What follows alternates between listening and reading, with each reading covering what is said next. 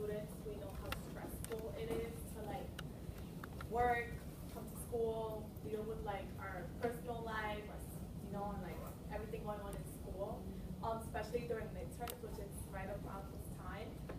So we decided to do this workshop focusing on like mindfulness and like relaxation strategies.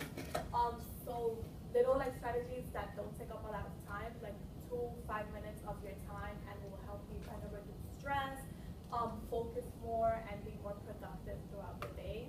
There are also strategies you can practice outside of school whenever you do feel like stressed.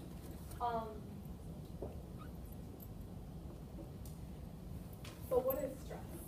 So stress basically, as it's defined there, it's the state of being that can be physical or mental. And we experience it during difficult times when we have a lot going on. Stress alters our natural balance, and that's why by releasing, our body releases hormones that help us cope with stress, and that's why sometimes we get physical symptoms when we're stressed. And then there's different kinds of stressful triggers. There's external and internal triggers. External triggers are stuff like getting a bad grade, breaking up with your boyfriend, your girlfriend, things like that. And then there's internal stress, which is a little bit more deep, and it's when you like, for example, set high expectations for yourself, and which causes you to get disappointed if you get a grade that's not necessarily bad, but for you it's bad. So those are the main differences. So, I just want to know, what are some ways that you guys like experience stress? Like, what indicators do you have that let you know that you're like under stress? When your stress is on, you stole mine. Okay, what else? You could just call it. I'll say I'm sorry? the lack of focus. Lack of focus. You don't eat. I don't need give up on assignments. You can just call it off. I just sleep a lot when I'm on the show. Just go right to sleep. Headaches? Mental fog. Yeah, I also know. Okay. So, there was research done by the University of Michigan that just shows us some physical or mental indicators of stress. So if you guys ever never thought about it, there are some things that you experience. And a lot of you guys mentioned a lot of stuff here, which but people really don't think about when they think about stress.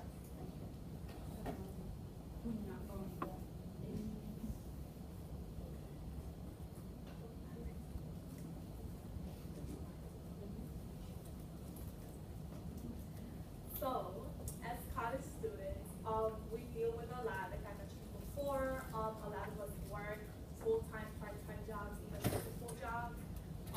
We do extracurricular activities. We also take part in extracurricular activities and whatever other demands our family and social life asks of us. So these are some of the stressors for us, which we kind of just went over. And also I just wanted to mention that for people with mental disorders, when they start experiencing a stressful time or difficult times, the symptoms for their particular mental illness can reemerge or grow worse. And that's not to say that every time they experience stress, they're going to have a mental health episode. But it is, so it does spark a mental health episode, but it's not, they're not going to experience it every time that they're stressed. And that just goes to show that people respond differently to stressful times. And that's why sometimes you get physical symptoms, other times you don't really see the physical symptoms, you kind of just internalize them.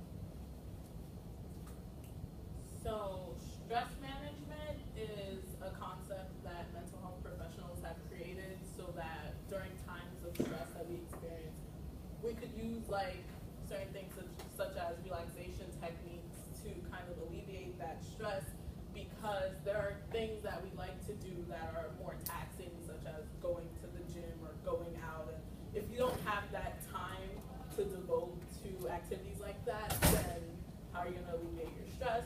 So they've invented the concept of mindfulness. There are things that you can do anywhere at any time so that you can alleviate some stress during your day. So what is mindfulness? Sometimes people tend to get mindfulness, meditation, and similar terms confused or just use them as the same altogether. Mindfulness is defined as a present state of awareness. And basically it allows you to focus on taking care of yourself in the present moment rather than thinking about the past, about the grade, the exam you just failed, or the quiz you did poorly on, or anticipating the future, how you're going to perform in your midterms, etc. And also, thing about mindfulness is just being in the present moment and being aware of your surroundings at that moment, so not letting your thoughts like take over your present being.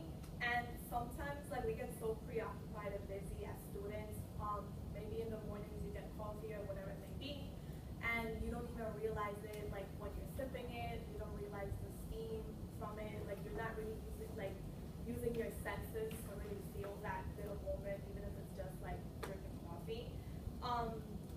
And just taking note, we forget to take notice of like everyday moments. For example, sometimes I just automatically take the train, and just, it's like, I'm not even thinking about like, okay, where I'm getting off, like I just do it automatically. And sometimes like, if there's a change in my schedule, I'll get up at the wrong stop and I'm like, oh my God, like, what am I doing? And then I have to like stop and think like, oh, okay, today I'm going somewhere else.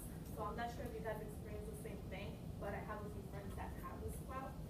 So basically mindfulness, it's about using all of your senses. So the example was like drinking the coffee, just being able to like let go of those thoughts and just focusing on drinking that coffee. You know, like feeling the warmth of the cup in your hand, the steam from it, the taste, like really savoring that drink. That's what being mindful is, and it helps you keep your mind away from those thoughts and just kind of like be more calm for you to be throughout the day. Okay, so me and Nathalie do research for a doctor at Biobehavioral Institute in Great Neck. It's like out in Long Island. And she specializes in cognitive behavioral therapy, and she focuses on anxiety disorders. And she's also a professor at Brooklyn College. So she was able to talk to us a little bit about her take on stress management and mindfulness. So could you hit the light? Or the light? Yeah. And we spoke to her a little bit. So. And we're here with Dr. Catherine Donnelly, a clinical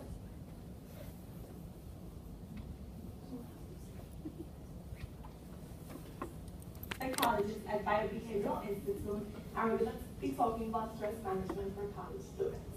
So we know that college students face a lot of stress, and we want to know, how does this impact their academic performance? Okay, yeah, so we as human beings experience stress in a wide variety of areas in our lives, whether it's personal, whether it's related to interpersonal stuff, or whether it's academic, or whether it's professional. And especially with college students who have just a wide range of stress in many probably classes in school, as well as whatever may be going on in their personal lives. All of that can have an impact on academic performance overall. And some of the theories that have circulated around the impact of stress on academic performance kind of boils down to this principle called the New York Stockton principle. And basically, this says that if we have, so like performance and productivity form sort of like a normal distribution. And if stress is on the x-axis and productivity is on the y-axis, we find that people who are in the lower regions or the upper regions are not very productive. We need to have kind of like the sweet spot in order to be able to really capitalize on stress. So in other words, if you have too little stress, then you don't feel enough pressure to kind of take on challenges and push yourself. But if you feel too much stress, then you feel overwhelmed and your efforts start to become more frantic and less productive. So it's really sort of in this middle region that we see, you know, the best output and outcome from academic efforts or whatever else. So we want to tap into mindfulness techniques, how college students can be mindful to kind of help reduce and balance out the stress and productivity. So can you just talk a little bit about mindfulness and like mindfulness as an approach and as an exercise? Yeah. So mindfulness is a technique that's been around for thousands of years, but has more recently made its way into Western psychology. And basically, it examines the role of present moment focus and purposefulness of action in being able to kind of make healthier choices and to guide your life in the direction that you want to go. So mindfulness can take different forms. The first form is mindfulness meditation, which is aimed at specifically being present moment focused, guiding yourself through a meditation exercise that involves just examining very basic observations. So like whether it's observing the sensation of breathing and like really staying with the breath and just being very aware of each breath in, each breath out, and either counting the breaths or if you find your mind wandering away from the activity, just gently bringing your attention back. That's one way to practice mindfulness. Another way might be to go on a mindful walk, paying attention to the sensations of walking and the feeling of gravity and the feeling that you can feel inside your body as you shift from one foot to the other. Those are both common mindfulness meditations. But mindfulness itself can be used in other ways too.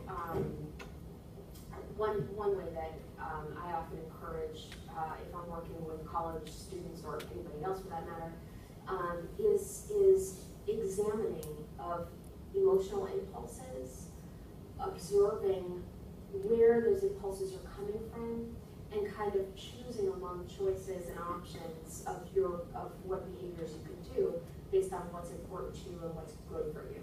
So, like, a behavior that would not be considered in line with a deliberate path might be, say, you know, if you're really stressed out and you go to the vending machine and you buy all the candy and eat all the candy while you're studying, you're really stressed out, right? That might be like emotionally impulsive action. Or like, let's say you're fighting with your boyfriend or something, and you know, you're in a fight and you call him 15 times in a row and he doesn't pick up. Like, those are examples of kind of like emotionally driven impulsive behaviors.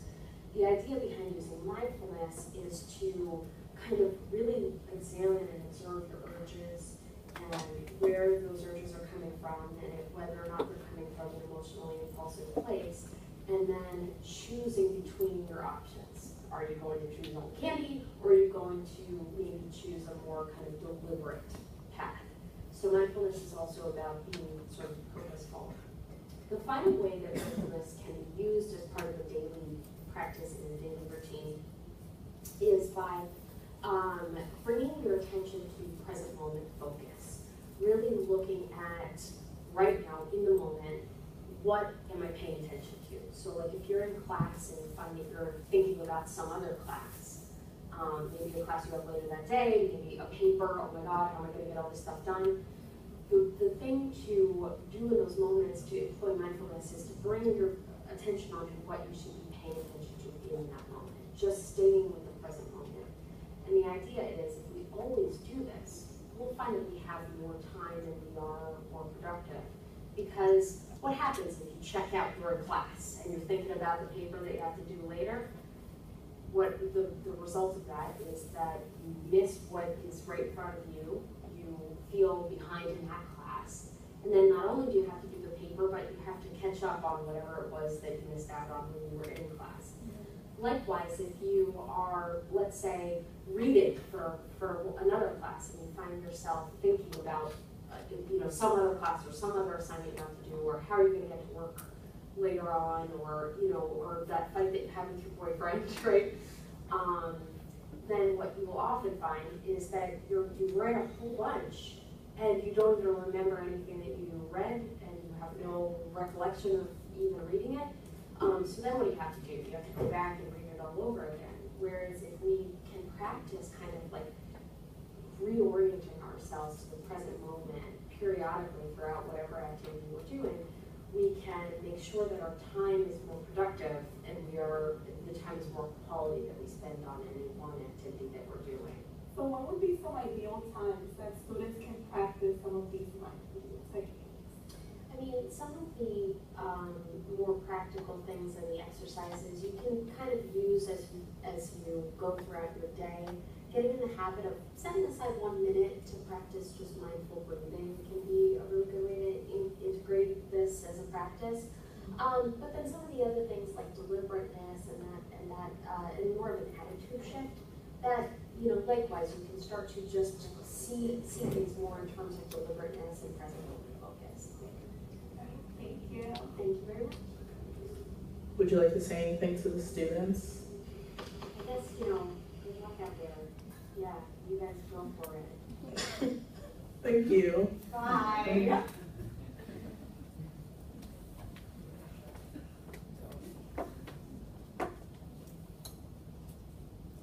So, mindfulness isn't limited to like breathing exercise and meditation. Research has found that we can also be mindful eaters, along with mindful eating, which is like Nathalie said, when you're drinking coffee, for example, taking into consideration certain senses. You can also eat stress-relieving foods that are good for us, like dark chocolate, nuts, seeds, avocado, blueberries.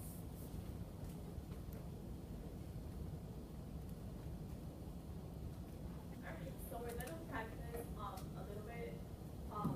a little activity. And I just wanna show a quick video on mindful eating. It's just gonna go over what it is, and then the other video will show exactly how to do the exercise.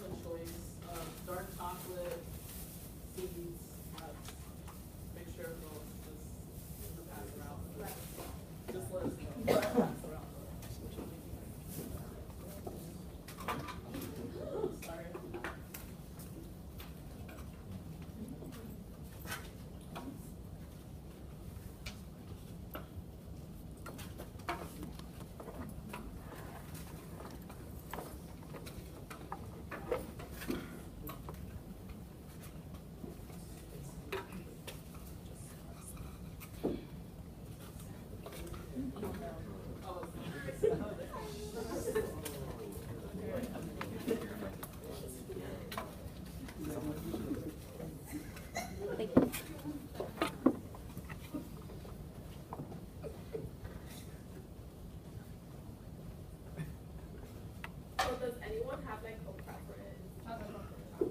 Nuts. Chocolate. Nuts.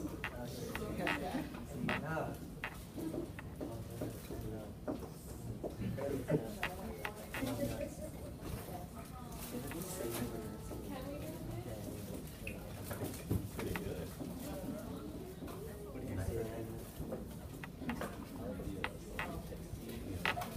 It's only at the end there.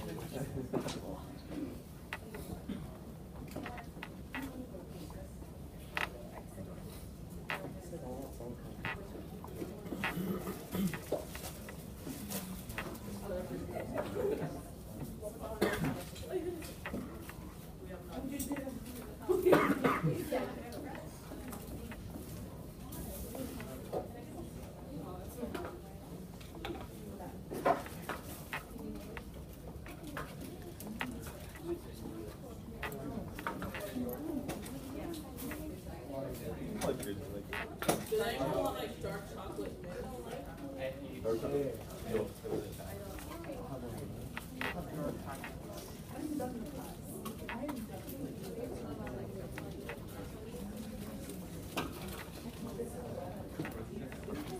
And I have seeds.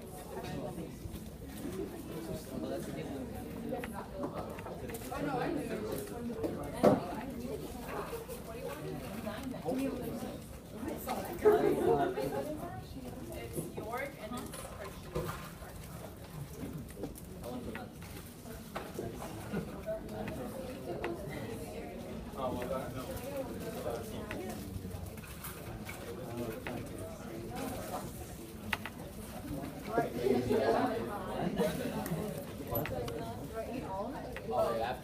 Yeah, you can. But do you not know how seeds work?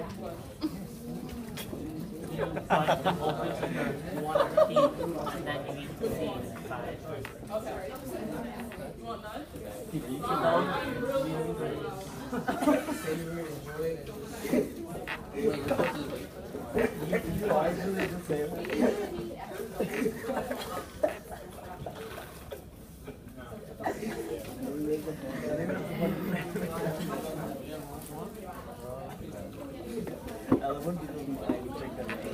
Chocolate, of course.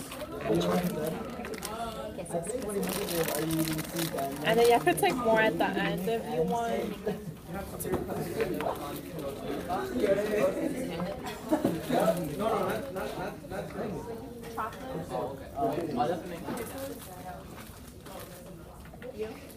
No, I'm good, thank you.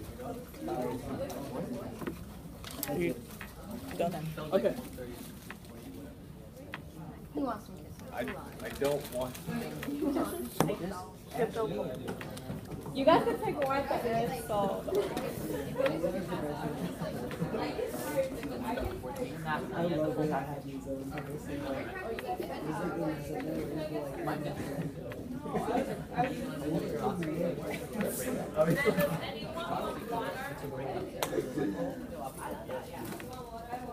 I would love a free water.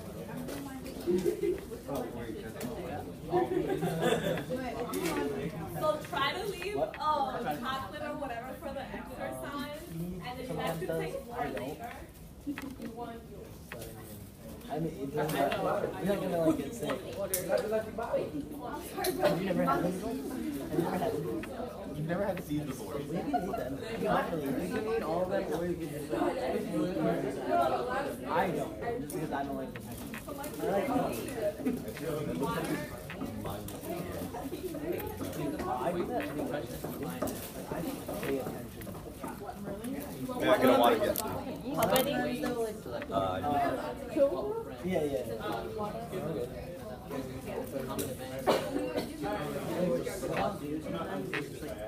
Like it's just too much to be watching a show. I have the ones that have already been in your mouth. It's gonna like spray. Okay.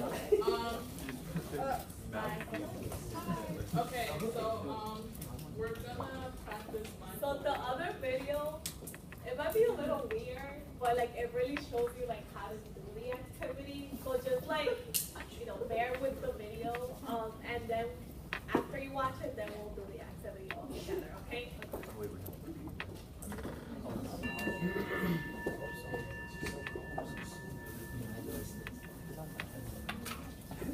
Hi there, I'm Arnie Ellis. I'm a registered nurse and facilitator of Dr. Jean Christelle's mindfulness-based eating awareness training program at the Mindfulness Clinic. In this video, we'll demonstrate an eating meditation that you can practice at home that's designed to help eat intentionally and truly savor your food. We all have a relationship with food. In this exercise, we'll act like food connoisseurs, purposely shifting our focus to the act of savoring this food. If you want, you could do it Like as you're watching the video. and try not to laugh, like really like try to like do the exercise, because honestly like you will take something from it. We pay close attention to the food like a sommelier does with wine. This focused attention helps us cultivate pleasure, satisfaction, and gratitude just from a morsel of food. Here we use an orange for the meditation, but you can use a different food at home. So let's begin. Close your eyes and take 2 or 3 relaxed breaths. Become aware of your breath flowing in and flowing out, noticing your chest and stomach gently rising and falling with each breath. Now, open your eyes and take one segment of the orange in your fingers. Look at it as if you have never seen this food before. Imagine that it's totally alien to you. Examine the contours, the folds, the ribs, the colors. Now, close your eyes again and take several deep, relaxing breaths. Feel the orange against the outside of your lips. Be aware of any thoughts that come up about oranges or about food in general. These could be thoughts about liking or even disliking oranges. And notice any feelings or emotions about eating the orange. Now place the segment in your mouth, but don't chew it yet. Just notice how it feels in your mouth. Move it around in your mouth and notice the sensations and textures. And now begin to chew it slowly. Experience the taste of that segment of orange. Experience the flavor, the feel, and notice where in your mouth that you're chewing it. Consider what you know about oranges and how this piece of food energy came from where it was first planted and grown to where you are now. As you get ready to swallow it, notice the experience of the impulse to swallow. What's that like? Swallow it when you're ready, and notice the point of swallowing when you can no longer feel the orange going down the back of your throat. Notice any tastes or sensations that linger. Be aware of these reactions in your body, in your mouth, and be aware that your body has taken in the weight and the food energy of that orange segment. Now simply be aware for a few moments of your breath, your thoughts, feelings, sensations in your mouth and elsewhere, and gently bring your awareness back to just your breath for 2 or 3 inhales and exhales. And when you're ready, gently open your eyes. How exquisitely mindful was that?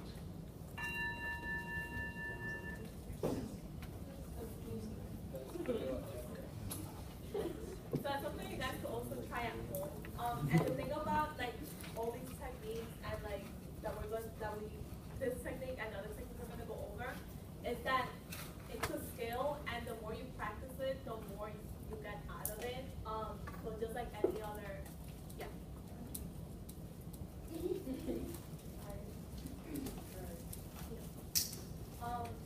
So yeah, so it's something that you can just practice every day. This really quick. You could do it with anything. You could even do it like for your meals at home or whatever.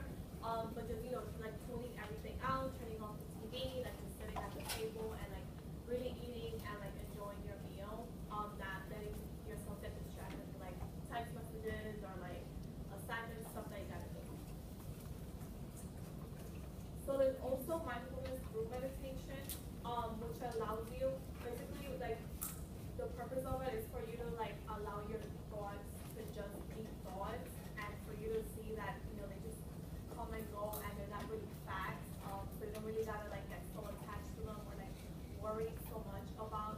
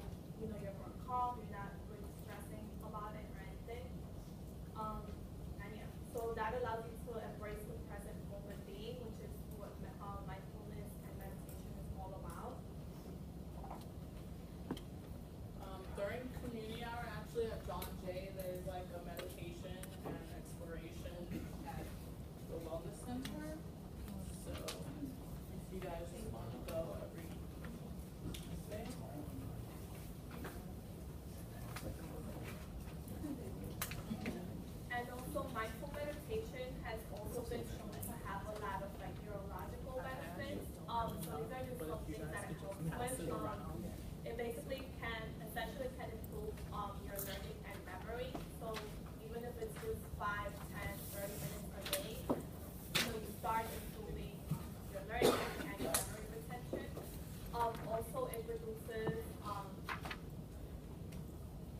the fear center of the brain.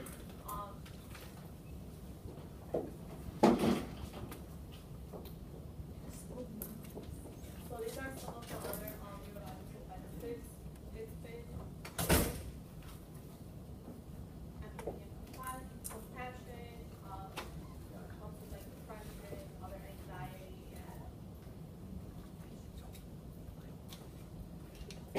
so another little strategy that you guys can practice on your everyday life. Their breathing exercises. I'm gonna pass out a handout for you guys to keep if you want. And they're just little short breathing exercises that will help you just kind of like relax, calm down. In between, you know, like your classes or before when you wake up. There's some for the morning. Others for like maybe when you get home. So if you want, we can practice one right now. So everyone just sit in a comfortable position.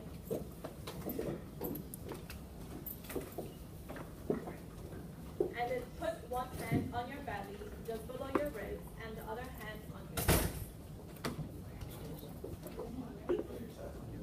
So one on your belly, right on your rib cage, and the other one on your chest.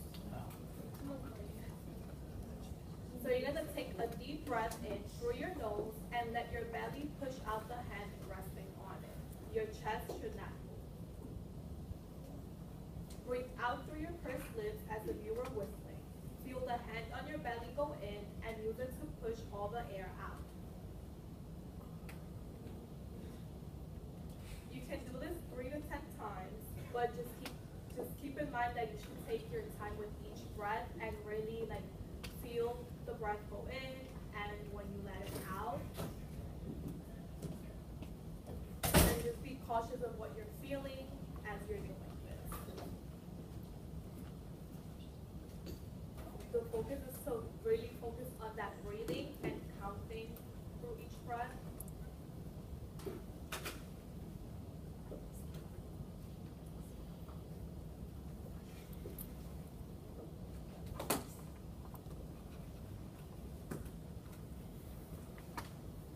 Alright, so did anyone like want to share what that felt like?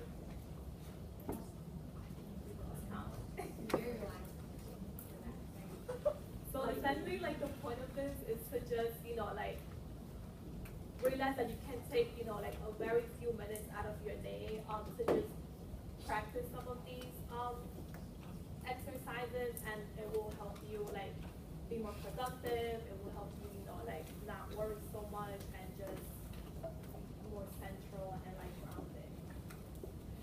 One of the concepts that Dr. Donnelly touched on during her video was present moment focus, and with visualization, it's kind of like, you know how everyone has their happy place that they think of when they're mad.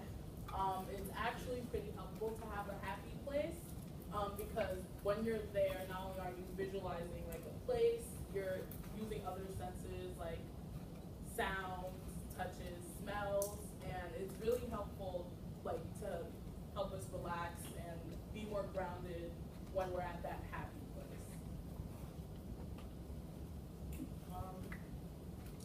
So as you know, yoga is one of the techniques that people often mention when talking about relaxation techniques, and it's beneficial in actually helping us find that happy place and breathing. So there are like YouTube videos and apps that you can find on your phone or on YouTube. I think one is called Calm, another one called Mindspace, something like that. That helps with on a train or while you're walking to class, that you could just breathe in, breathe out, find other ways to like relax before class, before a test, while you're going home, anything like that. Also in New York City, there are like free yoga centers such as Yoga to the People and Integral Yoga Institute, which I think are free but have like a recommended donation. And I think Shape Up NYC is actually free, but you can look it up. But also every week at John Day, I'm not sure, I think it's Tuesdays or Thursdays, or I'm not sure. Wednesdays. So there's free yoga during community hour every Wednesday at John Day. And Thursday. And Thursday, okay, and Thursday. And actually, if you want to learn a little bit more about yoga, on November 7th, one of our peer counselors, Camilla, who's right there, and Max are doing a presentation about the effect of yoga on the mind. So it's in the same room, and it's on November 7th during community hours. So if you want to learn a little bit more about yoga, these are your ladies. And these are some of the references that we used. And if you are feeling any type of causing stress, you can just feel free to visit the Peer Counseling Center, make an appointment with me, Nathalie, Max. Some of our peer counselors are in the room, and we'll be sure to help you out. And thank you for coming. So I will pass around a handout with 3 breathing exercises for you to like refer to, and then also a sheet with like other tips to help you reduce and manage stress. So some of them are like really obvious, you hear them a lot, like exercise regularly, having better sleeping habits, but there's also a few that maybe you're not aware of. So some of them are like recognizing that we all have limits, so being aware of your limits and learning to work within your limits helps you set realistic expectations, so that would reduce like those external stress triggers that we saw in the beginning of the presentation, and also like pacing yourself throughout the day. So taking breaks throughout the day, maybe like in between classes, like taking a walk around the hallway, or just like sitting down quietly listening to music, practicing like a breathing technique at the library, whatever it may be. These are little things that will help you like feel better, more calm, and just manage yourself better throughout, your college experience. Thank you guys.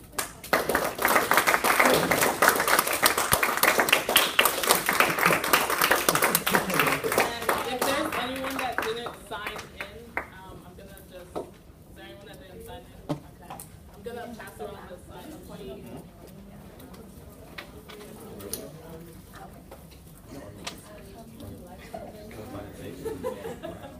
And you guys can grab more candy, chocolate. Yeah, I got more. Really appreciate it.